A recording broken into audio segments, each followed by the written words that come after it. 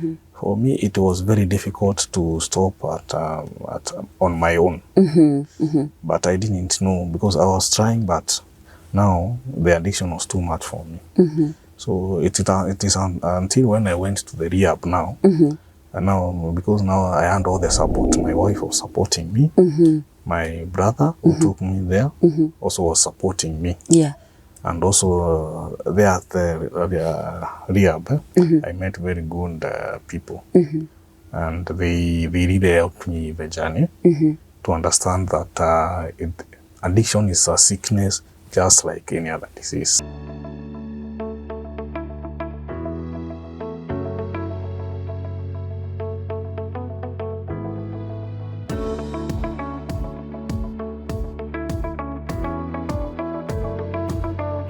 Alcoholism has, in most cases, produced negative results.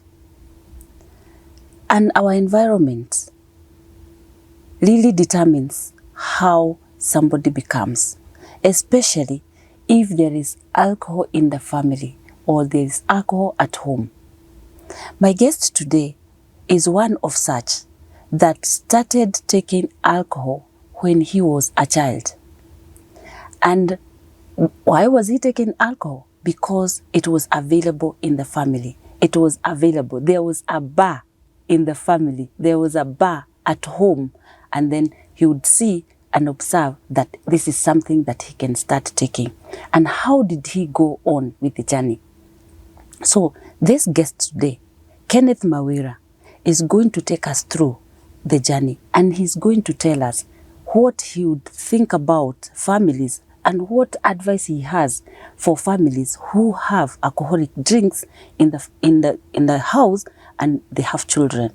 So that, because his life is actually a reflection of what happened when he was a child, and he has grown up taking alcohol, and he will tell us that, so that we can also see how, as parents, are we going to help our children so that we can have a generation.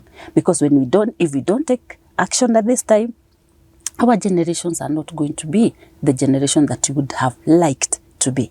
And without much ado, I would really love to welcome Kenneth Mawira. He is going to introduce himself, and then we are going to move on from there. Karibu sana. Thank you, Jane, for inviting me to this program and also hosting me. My name is Kenneth Mawira, a recovering alcoholic. Thank you, Jane, for inviting me to this show to share my experience with alcohol and also the journey in recovery. Thank you. Welcome once again, Kenneth. I'm happy to host you today, talking about your journey. I know a long journey starts with one step. Your issue of alcoholism. As you had told me earlier, it started way back when you were a child. Kindly take us, where did it start? Yeah, my journey in alcoholism began my very early age. That's in primary school, the lower primary school. And how it began is that we are four of us in our family. Say that. I have my older brother, me, my sister, and the last born brother. So my dad used to buy alcohol and keep them in a cupboard somewhere. And he also came sometimes home when drunk. Sometimes we couldn't even see him for maybe 2 to 3 days. So it's out of curiosity that we wanted to taste what Dad normally keeps in the cupboard and experience what it is. So I think that is where I began alcohol. I think class 3, they are about tasting. So it went up, they separated. So once they separated with mom because of the alcohol, because he couldn't take responsibility of the housing and other maybe school fees. So we went to stay with our grandparents. At our grandparents, I would say that they were not alcoholics as that. So that time we didn't experience alcohol at all. I think that is where I began my journey in alcohol. So later on, my mom passed. Also, I was in primary. So we did our class 8 level. So in Form 1, now that is when now, because now in our culture, Meru culture, once you get you go circumcised, you are separated from the main house. You are built a separate house. So as now during school holidays and also functions, maybe there is a functions we fight so that we get a slot to go out. So somehow we sneak and with other boys and take some alcohol before we go back to school. So that is where I began alcoholism. Now during school holidays,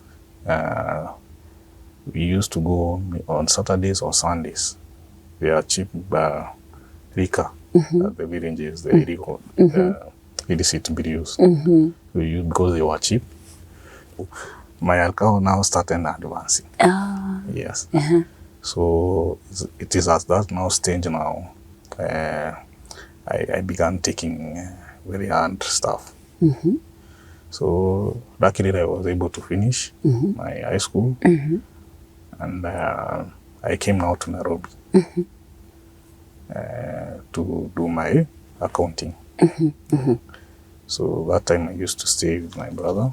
So he was a bit strict. I couldn't take this place.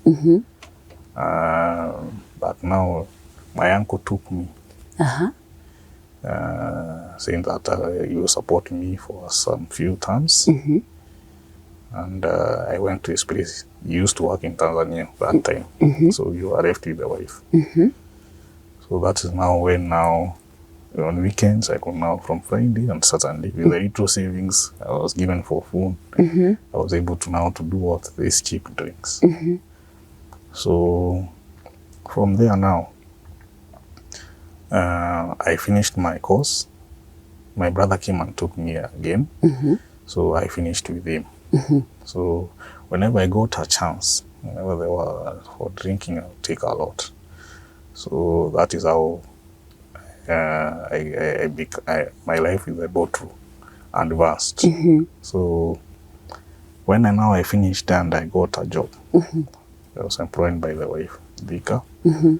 Or your uncle's wife? My brother's wife. Your brother's wife? Yes. Oh, okay. So as an accounts officer that time.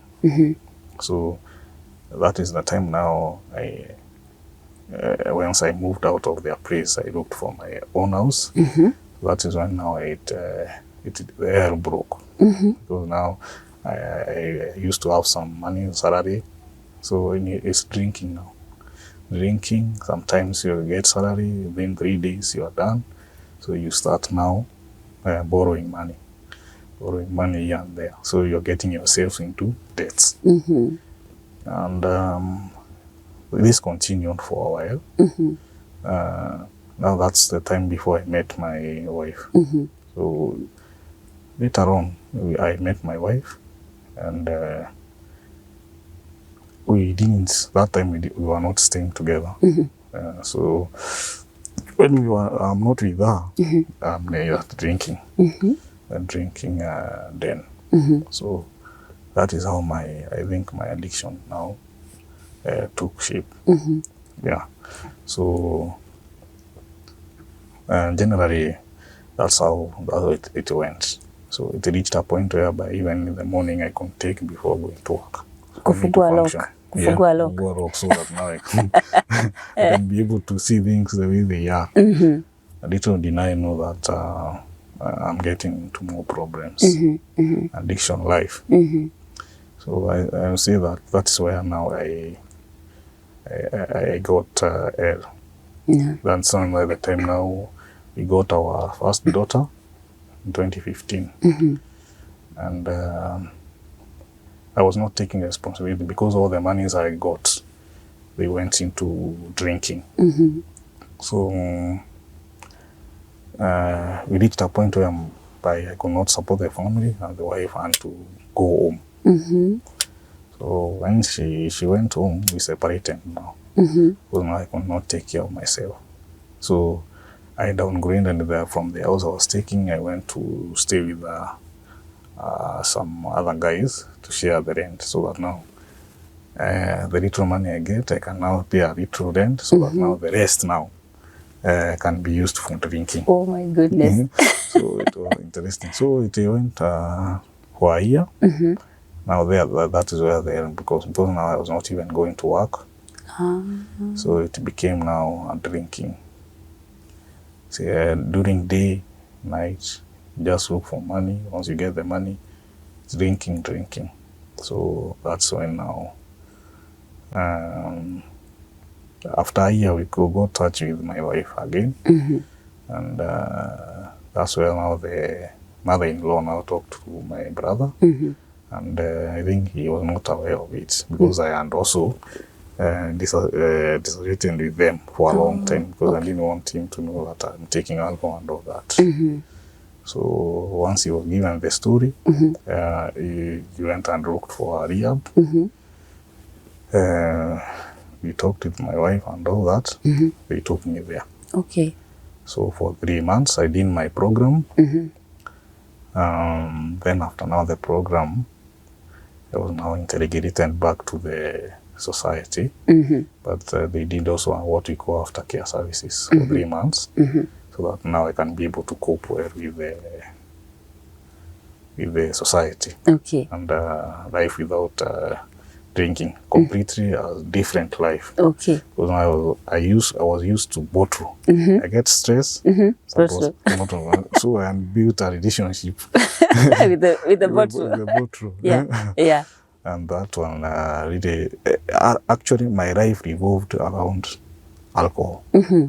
So because for me to function, number one, I have to take alcohol. Number two, for whether I'm happy, it's alcohol. Whether I'm sad, it's alcohol. So my life was alcohol. Whether I have money or not. And interestingly, these people, because they knew I would pay, so they were even giving me on credit. They give me alcohol on credit. So I couldn't lack. So whatever. So my life revolved around alcohol from 2015 to 2017. It entirely revolved around alcohol, and it really damaged my life. Yeah, I was sleeping in trenches sometimes. When I get money, you will not see me for days. Yeah, so once it's done, that's the time you see me around. So it was very, very, very, very, very pathetic life. There are also near death situations, being hit by a car. You were hit by a car? Yeah, I was hit by the sign that was. So there are instances whereby I was almost killed because of the same. You were drunk? Yeah, drunk. Yeah, I can remember there is another situation where we were taking alcohol with my friend, and the car got into the ditch. Yeah, at night. So that was what I would say I saw death near me. So those instances really were very bad.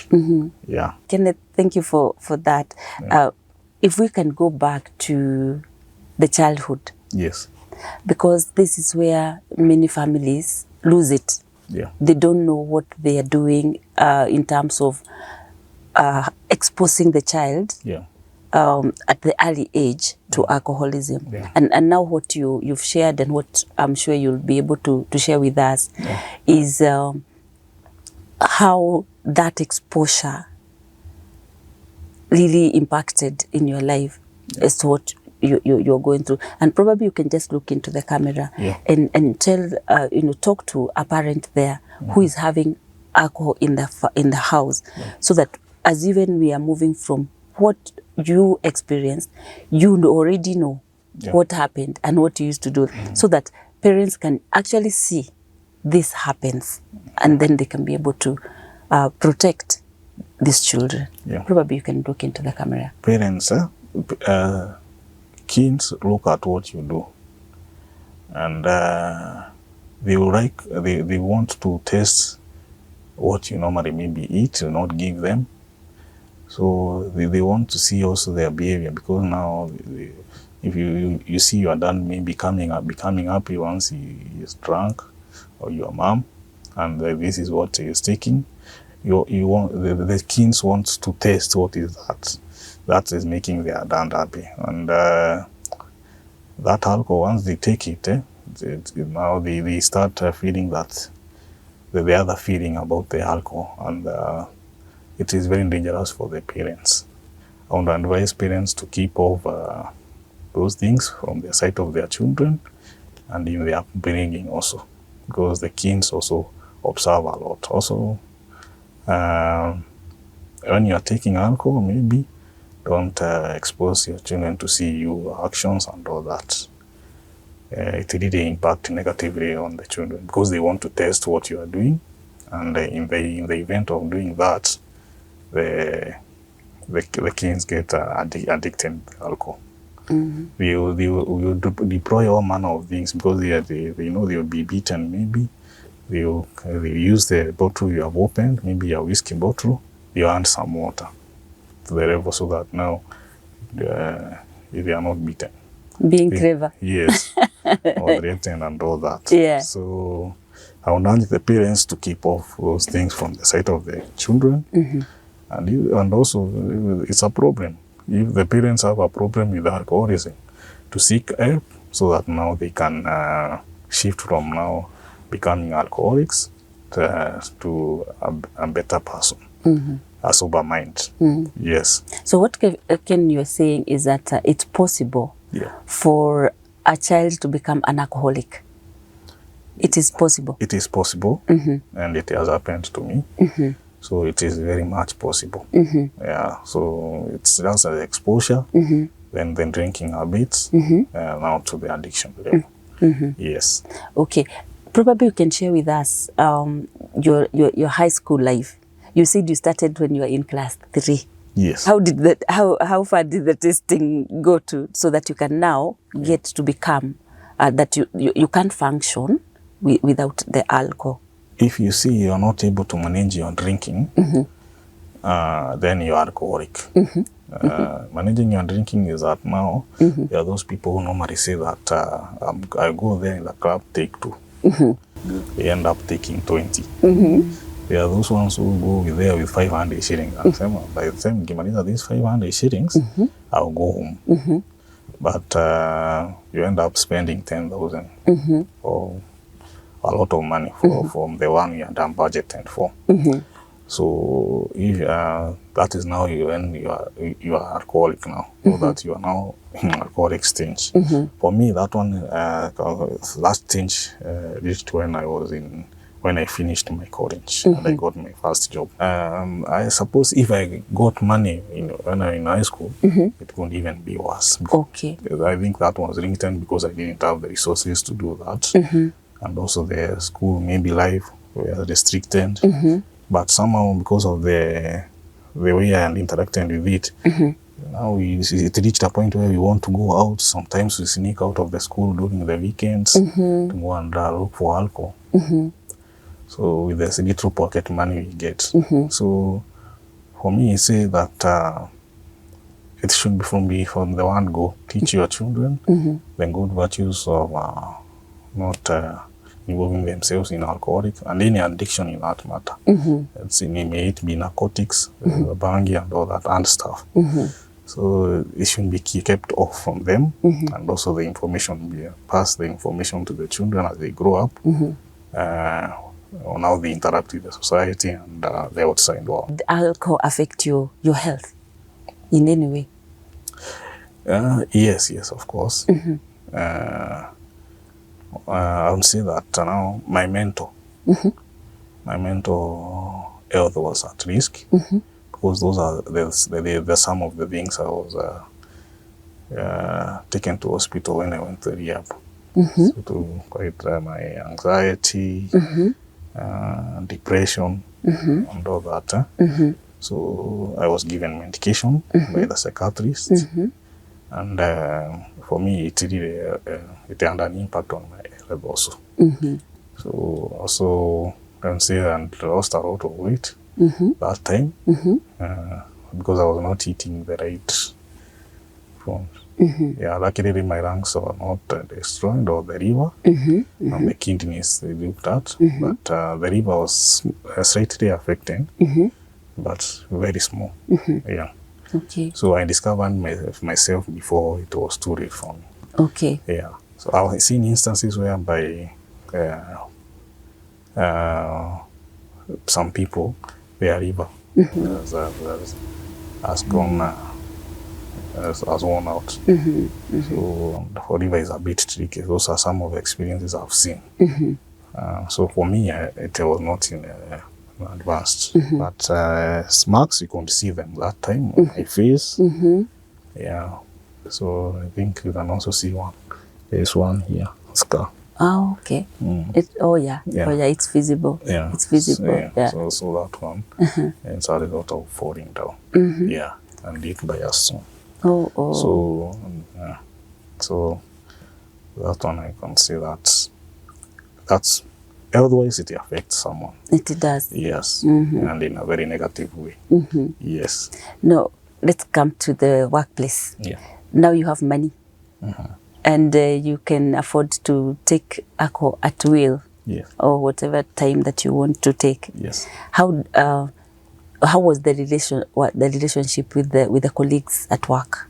Once I get the salary, I was not seen at workplace until the salary is over. So for 2-3 days. And the nature of the work. Nakunywa yote. Nakunywa yote kabla haijaisha. Kama haijaisha, nothing, you not see me. So trust issues also with your boss, they don't trust you. And also sometimes even getting to work late because you slept late, drinking. Umeamka asubuhi, you're not feeling. You give excuses to the boss, telling that you're not feeling well. Nitachelewa kidogo, I'll not come today. And it's a result of the previous night alcohol. So it really affected me because now on the productivity it went low. And it could visibly be seen. Now what happens with being an alcoholic, you don't realize that you are doing something wrong.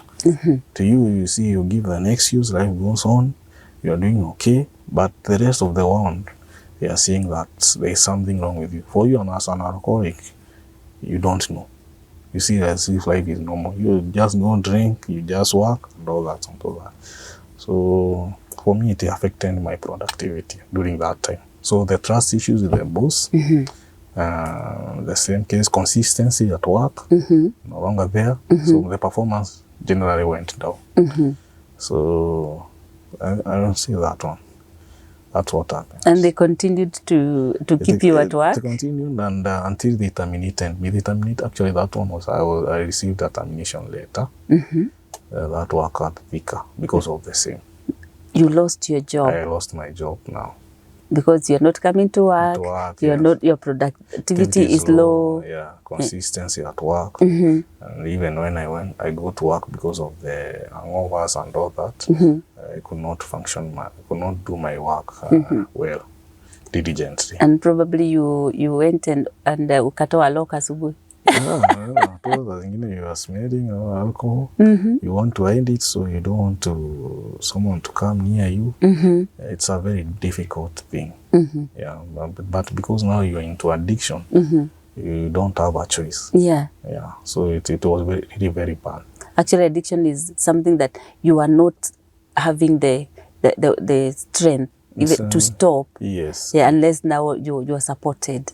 Yes, I tried to quit alcohol.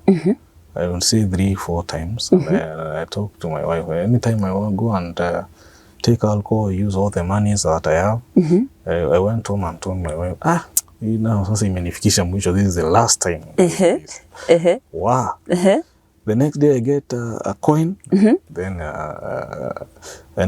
I go back to the same trend. So for me, it was very difficult to stop on my own.